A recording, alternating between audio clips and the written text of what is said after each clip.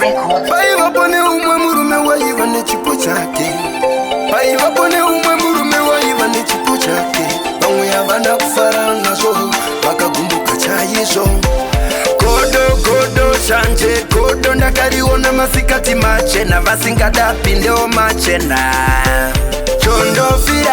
Chondofira imanzi chandoigonera.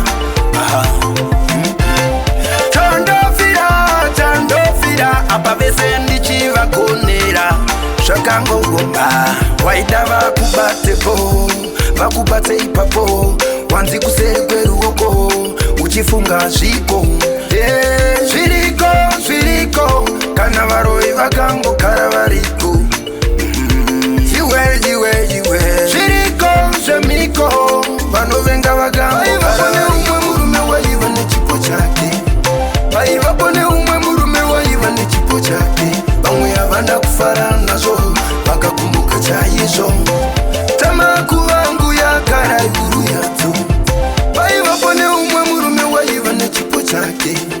Paivapone umwe murume waiva nechipo chake. Vamwe havana kufara nazvo vakakumbuka chaizvo.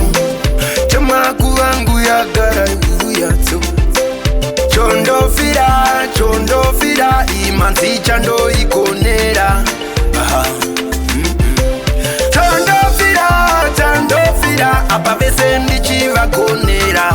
Zvakangogomba vakamusetera mosva vachimupomera. Asina watadzira pasina wakanzira. Vanomufemera kunge ndivo vanomukremera. Ziyo dzaanogadzira echo timbabaira bum. Meno ndivo vachanetani andimboneta. Paivapone umwe murume waiva nechipo chake. Paivapone umwe murume waiva nechipo chake. Vamwe havana kufara nazvo vakakumbuka chaizvo. Tamaku vangu yagara iguru yadzo. Paivapone umwe murume waiva nechipo chake. Paivapone umwe murume waiva nechipo chake. Vamwe havana kufara nazvo vakakumbuka chaizvo. Tamaku vangu yagara iguru yadzo.